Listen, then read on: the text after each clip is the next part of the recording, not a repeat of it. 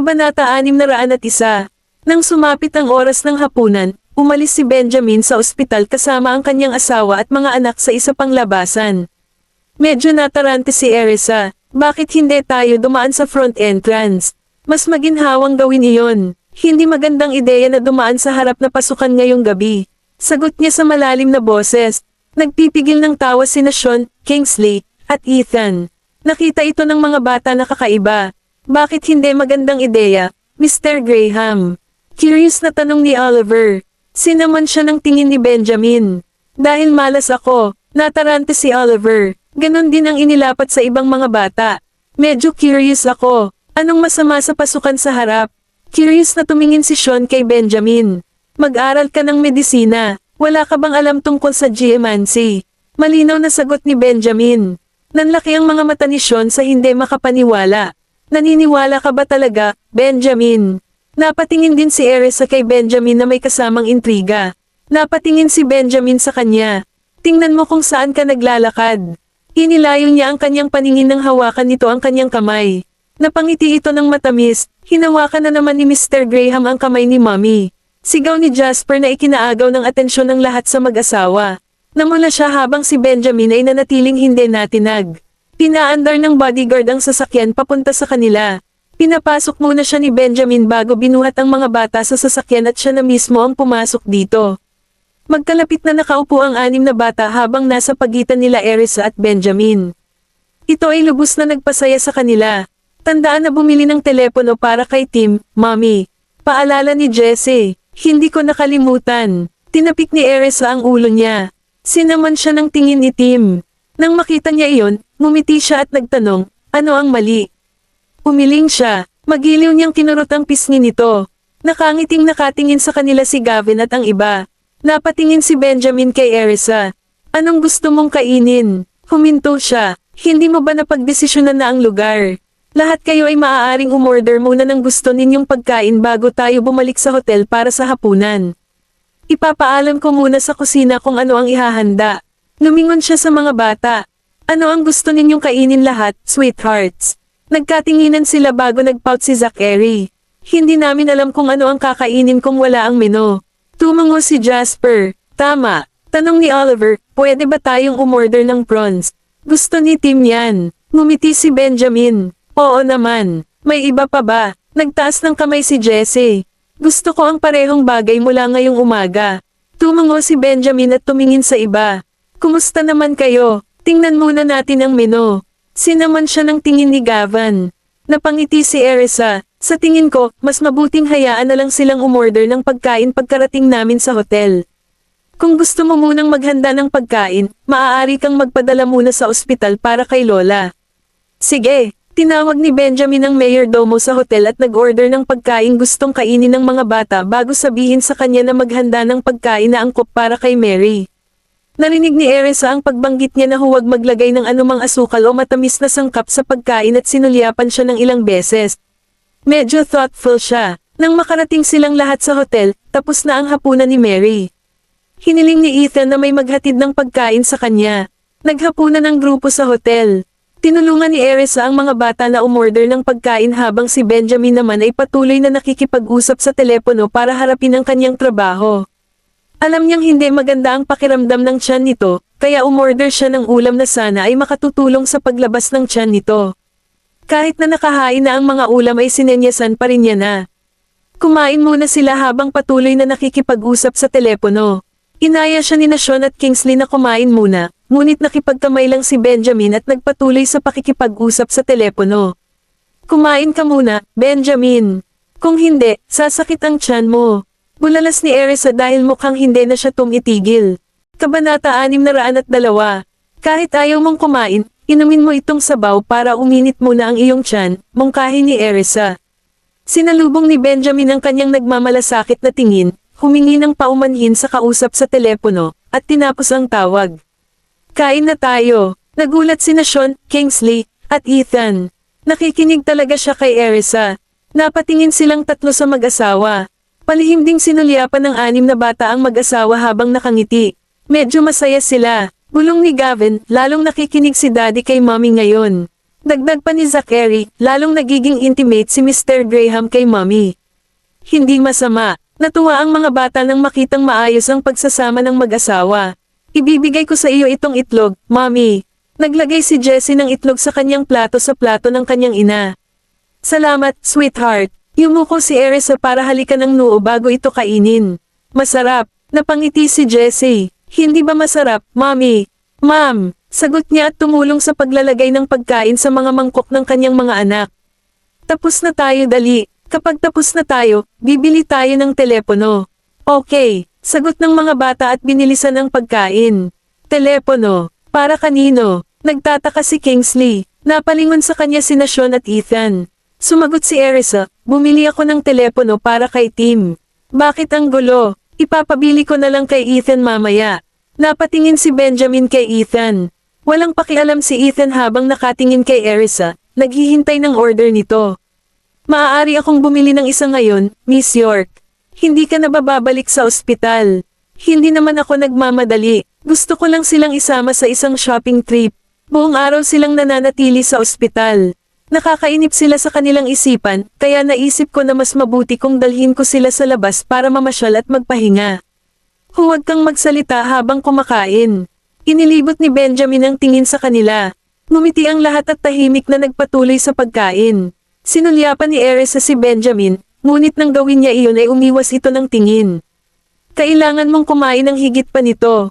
Inilagay niya ang mga ligaw na mushroom sa kanyang plato sa kanya. Napakurap siya. Hindi ka kakain nito. Ayoko. Nagsimulang uminom si Benjamin ng mushroom soup. Napaawang ang gilid ng bibig niya. Paminsan-minsan ay naglalagay siya ng pagkain sa plato niya, dahilan para laging may pagkain sa plato niya. Lumingon siya sa kanya, ipinaliwanag niya, ang mga ito ay nagbibigay sa iyong katawan ng mga nutrisyon na kailangan nito. Dapat kumain ka pa, para hindi ka madaling mahimatay. Puff, nabigo itong pigilan ni Kingsley. Napaka-romantic niyan. Napayuko sina Sean at Ethan at nagpipigil ng tawa. Ang mga bata ay nagmamalasakit kay Erisa. Sabi ni Gavin, buong araw mong inaalagaan si Madam Mary, Mommy. Dapat kumain ka pa para magkaroon ka ng lakas. Sumang-ayon si Jasper, tama. Para sa iyo ito, Mommy. Nagpatuloy ang mga bata sa pagtatambak ng pagkain sa kanyang plato. Sobrang saya ang naramdaman niya sa sandaling iyon. Okay, tama na. Hindi ko makakain ng pagkain kung patuloy mo itong ay dadagdag sa aking plato. Sa pangkalahatan, mayroong isang maliit na bundok ng pagkain sa aking plato ngayon. Humadjadjak si Jessie habang nakatitig sa tambak ng pagkain sa plato ng kanyang ina. Ngumiti rin ang 5 pa. Hindi mapigilan ni Erisa ang mapangiti sa kanila. Naglagay din si Benjamin ng pagkain sa mangkok ng mga bata. Kumain. Inilabas ni Jasper ang dila at ibinaba ang ulo para kumain. Umaambon ang salamin ni Oliver. Nang makita iyon ni Erisa ay tinanggal niya ang kanyang salamin, pinunasan ito, at ibinalik sa kanya. Salamat, Mommy. Walang problema. Tinapik niya ang kanyang ulo ng buong pagmamahal. Nakangiting tumingin sa kanila si Tim at kumain.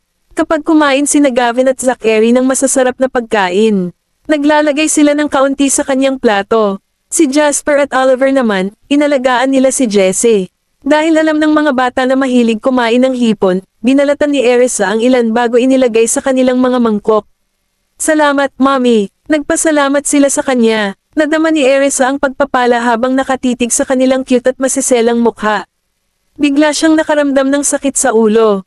Lumingon siya at tinitigan si Benjamin. Tumigil ka sa pagtitig sa kanila at kumain ka na. Utos niya sa malalim na boses. Kabanata 603. Inilibot ni Erisa ang kanyang mga mata. Maaari mong sabihin sa akin iyon nang hindi ako tinatamaan. Ngumiti si Benjamin. Lumapit siya sa tenga niya at mamulong, pwede mo akong sampilan kung gusto mo. Agad niyang naramdaman ang pag-init ng kanyang pisngi habang hindi makapaniwalang nakatingin sa lalaki. Sinadya niya ba talaga? Itigil ang paggawa ng gugo ng mga mata sa isa't isa.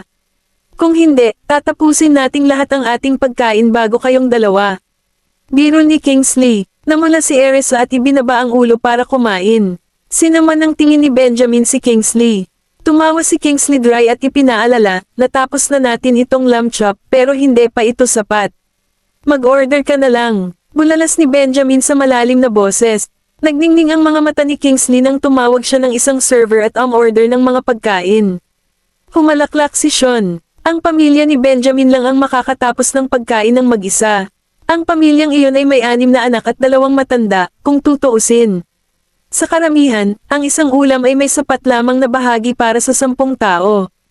Totoo, nakangiting tinitigan ni Kingsley ang mga bata at bumaling kay Erisa. Hindi ba nakakastress ang pagpapalaki ng 6 na anak? Napangiti si Erisa, ito ay medyo nakakastress sa nakaraan. Siya ay nagpalaki ng 4 na anak ng mag-isa noon, na hindi madali. Gayunpaman, pagkatapos nito, nagkaroon siya ng tulong mula sa mga kaibigan. Kapag naging stable na ang trabaho niya, nabawasan ang stress level niya. Stressful talaga si Mommy nung pinalaki niya kaming 4. Dagdag ni Zachary habang nakatingin sa mga lalaki. Si Mommy ay kailangang magtrabaho ng maraming trabaho sa nakaraan. Tumango si Oliver. Minsan, muntik nang mabuli si Mommy ng mga tulisan kapag pumasok siya sa trabaho noong gabi. Nakakunot ang kanyang mga kilay habang ipinapakita ang pag-aalalang naranasan niya noon. Naningkit ang mga mata ni Benjamin habang nakatingin kay Erisa. Hindi ka ba marunong lumaban? Bumalik ang tingin ni Erisa sa kanya. Nalaman ko lang yan pagkabalik ko. Natuto siyang lumaban nang maisipan niyang bumalik sa bansa dahil hindi niya alam kung sino ang kakaharapin niya. Sobrang sipag ni Mommy noon. Kinailangan niyang magtrabaho sa umaga at mag-aral ng martial arts sa gabi.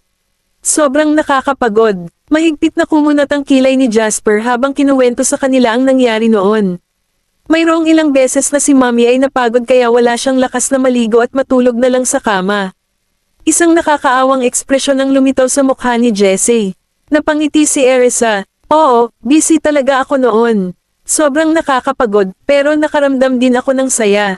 Nakatulong din sa akin na makalimutan ang sakit ng pagkawala ng 2 anak. Nilinggan niya sina Gavin at Tim.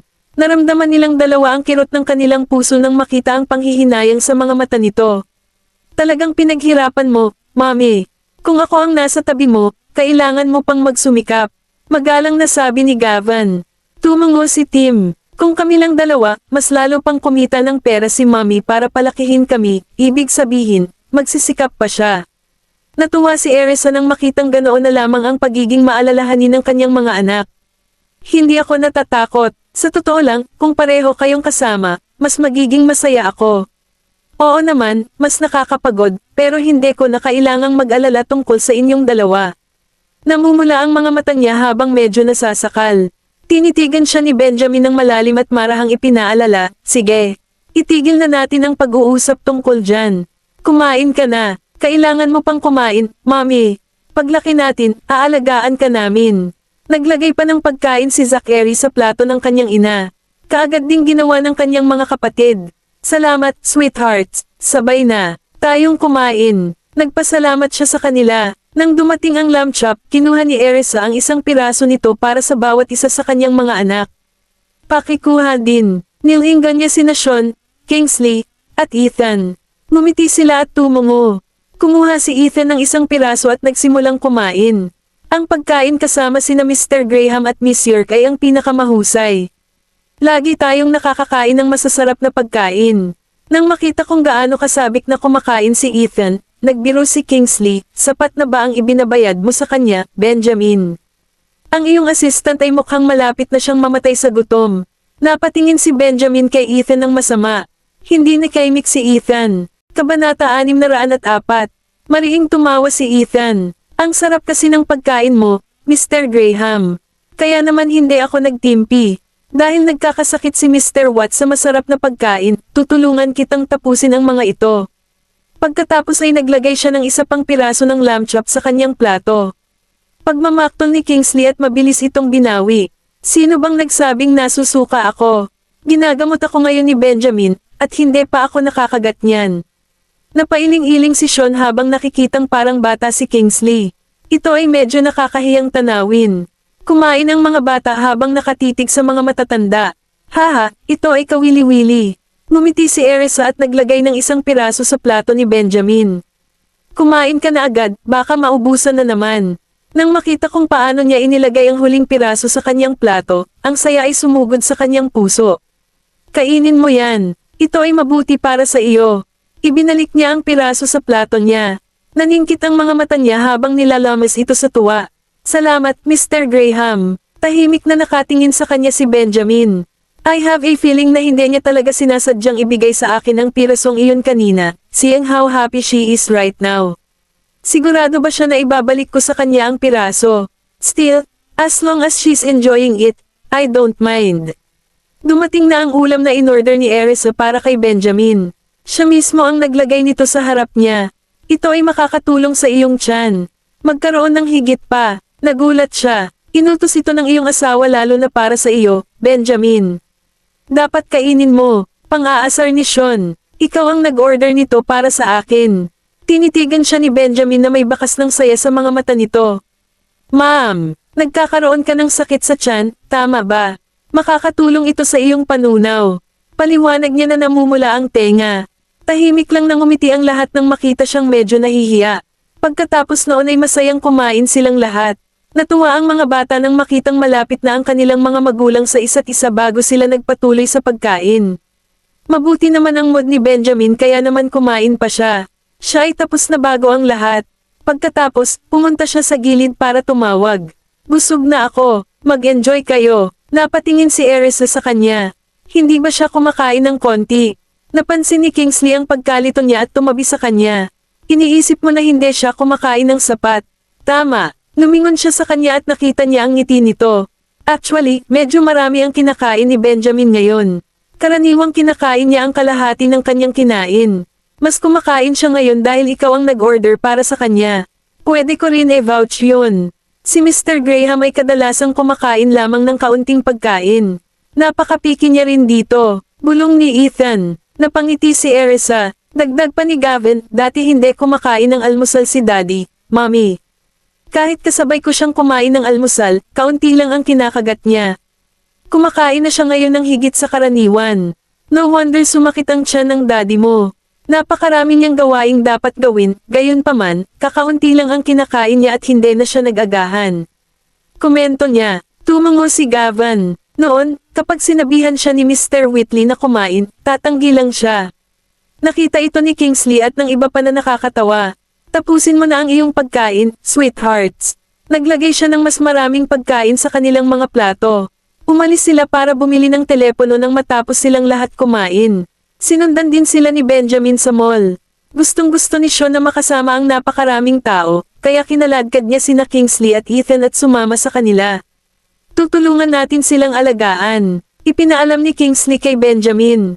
Pagkatapos, binuhat niya muna ang dalawang bata kasama sina Ethan at Sean sa kotse, naiwan ang mag-asawa. Pumasok ka, hinayla ni Benjamin si Erisa sa sasakyan.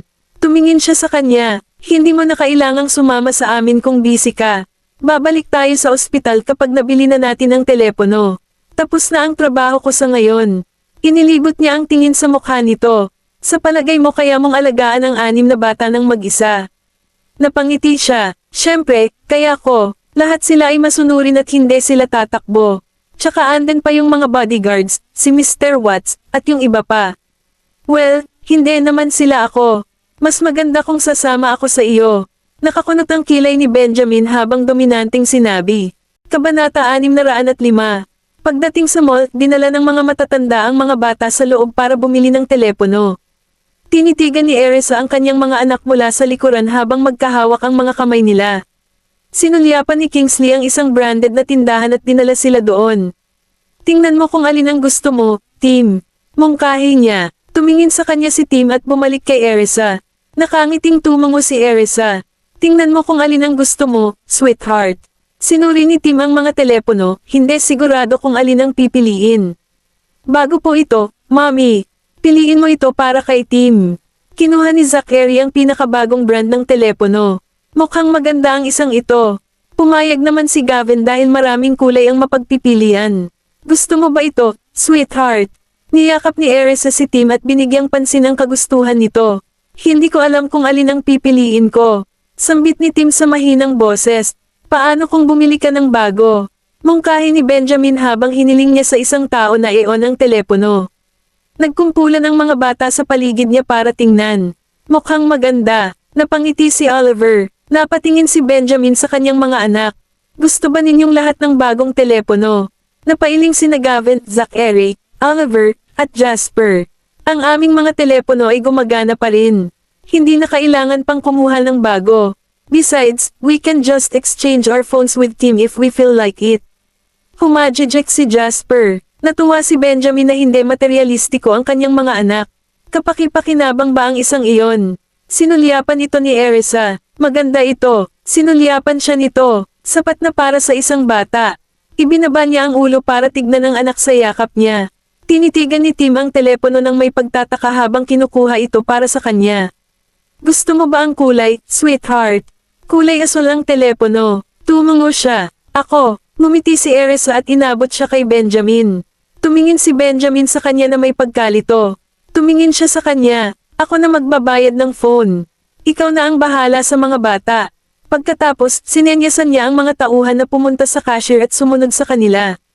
Siyempre, ayaw niyang magbayad siya kapag kaya niya. Muli siyang sinulyapan. Nangako ako kay Tim na bibilhin ko ito para sa kanya. Para hindi siya maunahan, dali-dali niyang sinundan ang mga tauhan. Nakita ito ni Kingsley at ng iba pa na nakakatawa. Boss, kung bibili si Mrs. Graham ng telepono para kay Tim, maaari ka na lang bumili ng computer para sa kanya. Kakailanganin pa rin niya ito sa hinaharap. Isang bumbilya ang lumitaw sa ibabaw ng ulo ni Benjamin. Nakalimutan ko na yon. At kaya, dinala niya ang mga bata sa isang computer store. Sa tingin ko hindi na kailangan. Walang magawa si Tim dahil nakita niyang masyadong mahal ang isang computer. Kailangan. Kakailanganin mo ito sa hinaharap. Tinapik ni Benjamin ang kanyang ulo. Di ba mahal? Tinitigan siya ni Tim. Napabuntong hininga si Benjamin sa kanyang puso habang iniyuko ang kanyang ulo upang salubungin ang mga mata ng kanyang anak. Ito ay isang mahalagang kasangkapan para sa iyong pag-aaral, at ito ay talagang hindi ganoon kamahal. Hanggat nag-aaral ka ng mabuti, sulit na bilhin ang mga ito. Tumango si Tim. Gagawin ko ang lahat para makapag-aral, Mr. Graham. Ngumisi si Benjamin. Napakagatlabi si Gavin. Niloloko ni Daddy si Tim. Napatingin si Zachary at ang iba pa kay Benjamin. Si Tim ang pinakamahusay. Ngumiti ng malawak si Jessie at ipinakita ang kanyang mga ngipin. Ang cute niya kaya gustong yakapin siya ni Kingsley at ng iba pa. Inihagis siya nito sa hangin, napangiti siya. Napatingin sa kanila si Benjamin na medyo naguguluhan. Bakit lahat sila mahilig makipaglaro kay Jessie? Maging ang mga nakatatandang kapatid niya ay mahal na mahal siya. Gusto mo bang lahat ng computer? Tanong niya sa mga bata. Mayroon kaming isa, Mr. Graham. Proud na sagot ni Zachary. Ayaw niyang bumili ang kanyang ama. Sa huli, bumili si Benjamin ng isang maliit na laptop para kay Tim. Maliit at cute ang keyboard. Nagustuhan ito ni Jessie. Mukhang maganda ang pink, Tim. Kabanata 606. Tumingin si Tim kay Jessie at gustong pumili ng pink dahil gusto niyang ibigay ito sa kanyang kapatid. Ginoong Graham, mukhang maganda ang kulay na ito. Pumili si Benjamin ng isa na may larawan ng karagatan na nakaprint sa ngalan ni Tim. Pagkatapos ay hiniling niya kay Ethan na bayaran ang computer. Sinulyapan ni Jessie si Benjamin bago lumapit kay Oliver at hinayla ang suot niyang sando. Paano kung bumili tayo ng pink, Oliver? Pinisil ni Oliver ang ilong niya. Gumagana pa rin ang computer. Hindi na kailangan pang bumili ng isa pa. Pero gusto ko itong pink. Halos bumigay si Oliver sa pagpapakyut ng kapatid. Nakita ni Benjamin ang kanilang interaksyon. Parang hindi pa ako nakabili ng regalo para kay Jessie kanina. Sumulyap siya kay Ethan para kunin din yung pink. Ito ay para sa iyo, Jessie. Tinuro niya ang pink na laptop. Napangiti ng husto si Jessie. Salamat, Mr. Frank. Natunaw ang puso ni Ethan nang makatanggap siya ng full blast of cuteness mula sa kanya. Tinapik siya nito ng buong pagmamahal. Ang daddy mo ang bibili para sa'yo. Sa halip, magpasalamat ka sa kanya. Hindi siya naglakas loob na kumuha ng kredito para dito. Bangaling si Jessie kay Benjamin. Salamat, Mr. Graham. Mas magiging masaya ako kung tatawagan mo akong daddy. Tumingin si Benjamin sa kanya. Pinaikit niya ang kanyang mga mata at nagpout. Hindi mo ako nakilala noon. Tila nagtatanim siya ng sama ng loob. Nang marinig iyon, kumaibat ang gilid ng lobby ni Benjamin. Nagtawanan sina Kingsley at Sean bago bumaling sa kaibigan nila na may habag na tingin. Pareho silang medyo magkatulad sa isa't isa. Siguradong bulag siya dahil hindi niya masabi na anak niya ito sa simula pa lang. I bet nagsisisi siya ngayon. Kasalanan mo ito, komento ni Gavin. Tinitigan siya ni Benjamin nang nagbitiw bago bumaling kay Tim. Mukhang masaya si Tim nang matanggap ang kanyang computer. Niyakap niya ng mahigpit ang kanyang computer at phone. Kung tutusin, ang mga reg along iyon ay ibinigay ng kanyang mga magulang.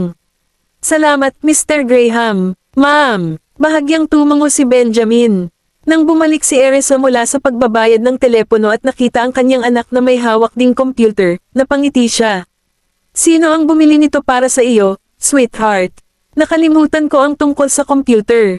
Binili ito ni Mr. Graham para sa akin. Lumingon si Tim sa kanyang ama. Napatingin siya kay Benjamin. Bakit mo siya gustong bilhan ng computer? Pinaalalahanan ako ni Kingsley tungkol dito. Ipinaalam ni Benjamin. Tinapik ni Erisa ang ulo ni Tim. Meron din ako, Mommy. Lumapit si Jessie sa kanyang ina na nakayakap sa kanyang computer. Tinitigan ni Erisa ang anak. Wala ka na bang computer, sweetheart? Pero gusto ko itong pink. Mukhang maganda. Nakakuha si Tim ng asul. Nagpout si Jessie. Lamambat ang puso ni Erisa. Dahil masaya ang kanyang anak, hindi na niya ito sasabihin pa. Sabi mo salamat. Ginawa ko. Nagpasalamat ako kay Mr. Graham. Tumango ang bata. Tumawa si Erisa at sinulyapan si Benjamin. Tinitigan ni Benjamin si Jessie. Huwag kang magsalita na parang babae. Kailangan mong magsalita ng mas may kumpiyansa. Ang lahat ay agad na lumitaw na medyo nalilito. Ako nga, hindi ako maliit. Mas matapang si Jessie kapag kasama niya ang kanyang ina. So much so, in fact, that she dared to talk back against him. Ngumiti si Erisa, binuhat ang anak, at hinalikan sa mukha. Tara, balik na tayo. Sinuri niya ang iba pa niyang anak. May gusto pa ba kayong lahat? Wala na tayong kailangan pa, Mommy. Bumalik tayo sa ospital para makipagkita kay Lolo. Si Gavin ay isang matinong bata. Alam niyang hindi na siya hihingi pa kapag mayroon na siya. Kung tutusin, batid niyang hindi madali para sa kanyang ina na maghanap buhay. Lumingon si Erisa kay Benjamin at sa iba. Pa, sige, balik na tayo. Niyakap ni Benjamin si Tim gamit ang isang braso habang hawak ang kamay nito sa isa pa. Pinalundag nito ang kanyang puso sa isang segundo. Sumunod si Kingsley sa likuran nila at kinuha ang pagkakataong kumuha ng ilang larawan ng magkabagay. Pamilya. Napakaraming tao ang bumaling ng kanilang atensyon sa pamilya, ngunit nauna sina Sean, Kingsley, at Ethan at hinarangan ang kakaibang tingin ng mga estranghero. Saktong pagdating nila pabalik sa ospital, at papalabas ng sasakyan si Erisa, may biglang sumugod sa kanya. Pagkatapos, hinayla siya ng taong iyon sa gilid ng kanyang palso. Ngayon na, Kabanata 607, si Regan yun. Nang makita ni Erisa kung sino iyon, napalitan ng galit ang kanyang nagulat na ekspresyon. Pilit niyang binitawan ang kamay nito at sumigaw, huwag mo akong hawakan. Nagulat siya sa panghahamak sa mukha nito. Nang maisip niya kung paano siya bumalik sa bansa at insultuhan ng iba pa niyang miyembro ng pamilya, nag-alab ang galit sa kanyang puso. Ano itong ugali na ibinibigay mo sa akin, ha? Malamig niyang tinitigan ng galit na galit nitong ekspresyon. Walang emosyong dumaan sa puso niya dahil pinatibay na niya ang sarili niya. Akala ko ipapakita niya man lang na nami-miss niya ako, pero hindi pala. Anong klaseng ugali ang gusto mong ibigay ko sa'yo? Panunuyan niyang tanong. Lalong nagalit si Regan nang halos umaagos na ang singaw sa kanyang ilong. You brat, angal niya. Sabihin mo sa akin, gaano ka nakatagal bumalik?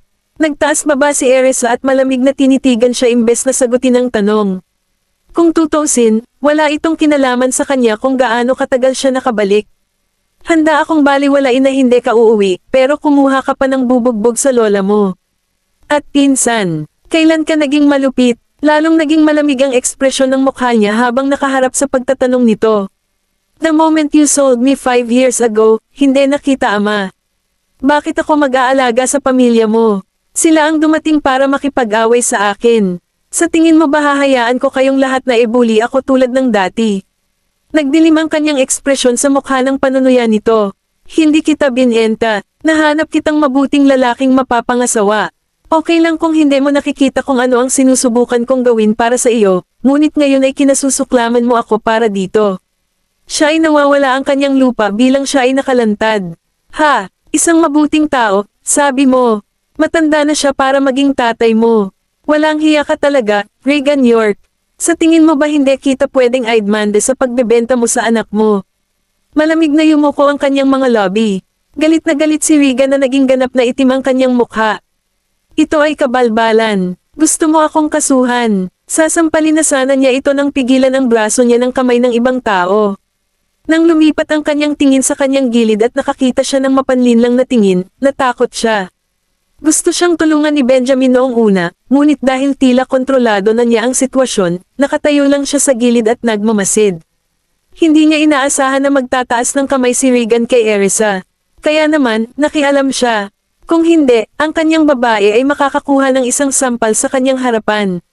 Hindi alam ng mga bata sa sasakyan kung sino si Regan. Gayunpaman, nang makita nilang nakikipagtalo ang kanilang ina.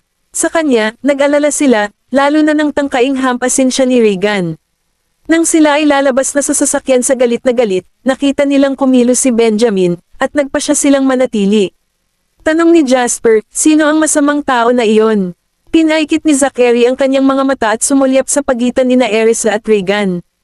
Wala siyang ideya. Kinagat ni Oliver ang kanyang mga ngipin. Paano makakatamaan ng isang tao ang isang tao? Napakababa niyang buhay. Hindi man lang kumikilos si Mommy. Mungkahi ni Jessie. Bumaba na tayo at turuan natin ang leksyon ng lalaking iyon, Gavin. How dare he bullied Mommy? Nagtaas ng kamay si Gavin. Hintayin muna natin. Nandyan si Daddy. Malamang na hindi natin sila matutulungan. Kung tutusin, baka magkagulo pa tayo at mag-alala si Mommy sa atin. Natagpuan ni Tim na lohikal ang linya ng pangangatwiran. Hintayin muna natin. Sa sandaling iyon, ang pananakot ni Regan ay makabuluhang nawala. Sino ka? Malamig na ngumiti si Benjamin. Nagbigay ito ng goosebumps kay Regan. Hindi mo deserve malaman kung sino ako. Ang mukha ni Regan ay naging kasing itim ng tinta. Gusto niyang makipagtalo pabalik, ngunit umiling siya sa kanyang bote nang makita niya ang nanlalamig na titig ni Benjamin. Hindi tulad ni Finley at ng iba pa, si Regan ay may kaunting sentido komon. Ang kanyang bituka ay nagsasabi sa kanya na kung sino man ang kanyang kausap ay hindi niya kayang saktan. Still, he argued, in any case, outsider ka lang, regardless of who you are. Wala kang karapatang makialam sa pagtuturo ko sa anak ko. Sa totoo lang, wala akong karapatan. Gayunpaman, Kabanata 608. Pilit na binitawan ni Benjamin ang kamay ni Regan. Naging dahilan para mapaatres ng ilang hakbang ang huli bago siya nagpakatatag sa kanyang sarili na nakakunot ang noo. Pagkatapos ay ipinulupot ni Benjamin ang kanyang braso sa baywang ni Erisa at hinayla ito sa kanyang yakap. Galit na galit niyang tinitigan si Regan.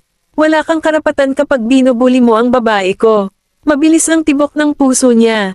Napakakol niya. Gustong-gusto niyang pumalakpak habang nakatitig sa gulat at takot na ekspresyon ni Regan. At dito ko naisip na walang awa na lalaki si Regan. Nagiging duwag pa rin siya sa harap ni Benjamin. Hinding-hindi ko iiwan ang lalaking ito. Papalit-palit ang line of sight ni Regan sa mag-asawa habang dumilim pa ang mukha nito. Siya ba ang lalaking tumulong sa kanya sa pang-aapi sa aking ina? Napakalakas ng aura niya. Alam kong hindi siya ang dapat kong pakialaman. Sino siya? Sino siya, Isa? Tanong niya habang pinipigilan ang galit. Wala siyang lakas ng loob na magalit bago malaman kung sino ang kanyang kinakaharap. Napangiti si Erisa at nanunuya, you don't deserve to know who he is. Ikaw, galit na galit si Regan na humihingal. She continued coldly. Simula noong araw na ipagbili mo ako, wala na tayong relasyon sa isa't isa. Hindi, para maging mas tumpak, lahat kayo ngayon ay sinumpaan kong mga kaaway. Noon, mahina ako, pero hindi ibig sabihin na hahayaan ko pa rin ang sarili kong mabuli sa inyong lahat. Aangkinin ko kung ano ang nararapat sa akin. Huwag mo na akong subukang humanap ng gulo. Kung hindi mo ako ginigipit, mabubuhay ka pa ng ilang araw sa kaganhawahan. Ayaw niyang makitungo ng ganoon kabilas dahil gusto niyang harapin si Dana at hanapin muna ang kanyang mga anak. Gayunpaman, dahil sabik na silang sandutan ang pugad ng trumpeta, nagpa siyang ipakita sa kanila ang mga kahihinatnan ng paggawa nito. You grateful brat, ganito ba ang pagbabalik ng pabor ko sa pagpapalaki ko sa iyo? Magtanong sa paligid at tingnan kung sinong anak na babae ang hindi handang magsakripisyo para sa kanilang pamilya.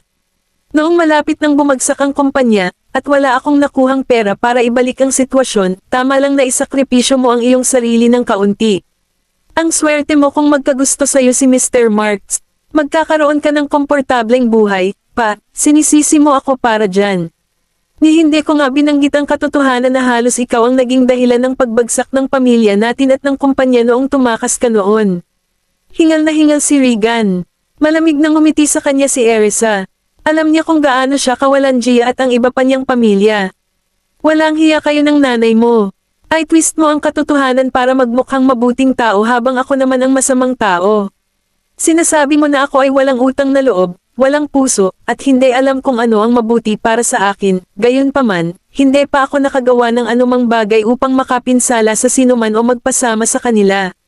Tanungin mo na lang ang sarili mo, Regan. Hindi ka ba naaawa sa akin at sa aking ina?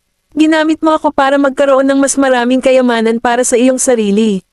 Sa sobrang taas ng tingin mo sa lalaking pinilit mo akong pakasalan, bakit hindi mo ipakasal sa kanya ang isa mo pang anak? Hindi ba't siya ang apple of your eye samantalang ako ay isang bangkos ng damo sa gilid ng kalsada? Ang tanging dahilan kung bakit mayroon ka kung ano ang mayroon ka ngayon ay dahil sa aking ina. Naririnig mo ba ako, nanay ko? Ito ay, malinaw na nakalimutan mo kung gaano kalaki ang naitulong ng aking ina sa iyo. Ganito ba dapat ang tretuhin mo sa akin pagkatapos niyang mawala?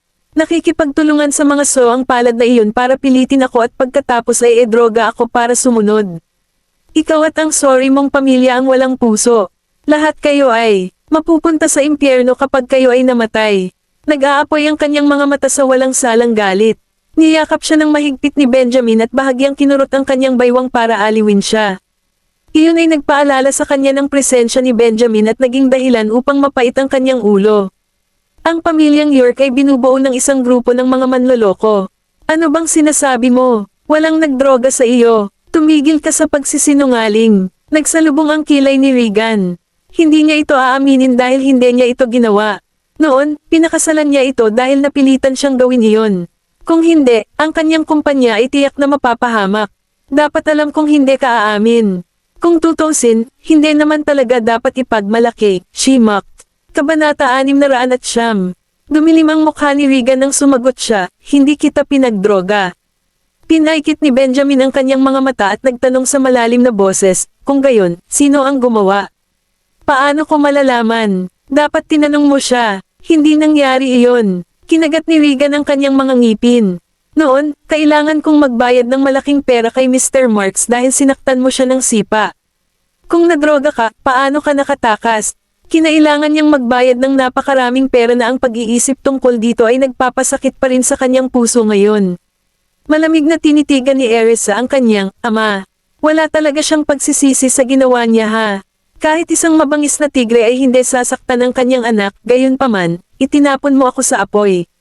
Naiintindihan ko pa rin kung gaano ka kadesperado noon, ngunit ang katotohanang hindi ka nakaramdam ng anumang pagsisisi sa iyong ginawa pagkatapos ng maraming taon ay nagsabi sa akin ng lahat ng kailangan kong malaman. Sa tingin mo ay wala kang ginawang mali, at ngayon ay sinisisi mo pa ako kung bakit ka nawalan ng pera. Mas masahol ka pa sa hayop. Noon, hindi ko binitukan iyong Mr. Marks na sinasabi mo. Hindi ko pa siya nakilala. Kasalanan mo kung bakit ka na-scam. Nanginginig ang mga kalamnan sa mukha ni Regan sa galit. Wala kang naiambag sa pamilya. Pagkatapos mong tumakas, kailangan naming alagaan ang ginawa mong gulo.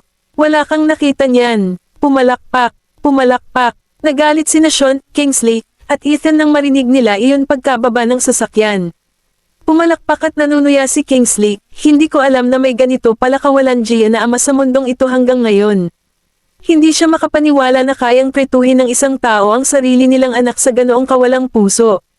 Natigilan si Sean. Nakita niya ang maraming hindi kas-iya siyang miyembro ng pamilya sa ospital noon, ngunit hindi niya alam na may malapit din sa kanya na mayroon din sila. Naaawa si Ethan kay Erisa. I can't believe she has to deal with such a shit father. Nagulat si Regan. Mr. Watts, tinitigan niya ang mga ito. Kilala ba nila si Kingsley Watts? Paano siya nakilala ni Erisa?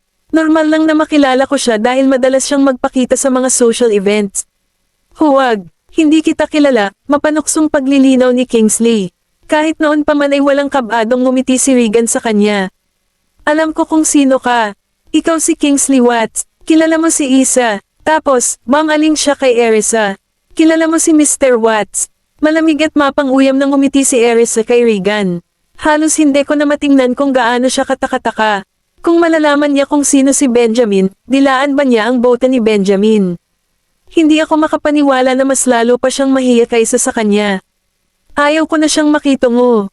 Napaka-istorbo niya. Wala nang kinalaman sa iyo ang babae ko, kaya mas mabuting layuan mo siya. Nagbabala si Benjamin. Sinaman sila ng tingin ni Regan. Kung kasama nila si Kingsley, ibig sabihin hindi sila normal na tao. Sino ka? Maingat niyang tanong na nakakunot ang noo. Hindi siya pinansin ni Benjamin at sinulyapan si Kingsley. Paalisan mo siya dito. Bahagyang tumango si Kingsley at magalang na sinenyasan si Regan na umalis. Please umalis ka na. Pinigilan ni Regan ang galit at tumingin kay Erisa. Boyfriend mo ba siya? Tumalikod siya na walang balak na sagutin siya. Mabuti pa lumipat ka na. Kung hindi, kapag nagalit ang boss ko, hindi siya magiging kasing galang ko. Hindi napigilan ni Kingsley ang kanyang sinabi. Kumaway si Ethan at nagpatawag ng ilang bodyguard para itaboy si Regan. Nang bamaling muli si Regan kay Erisa, nagbago ang ugali nito. Umuwi ka kung may oras ka, Isa. Malamig nang ngumiti si Erisa.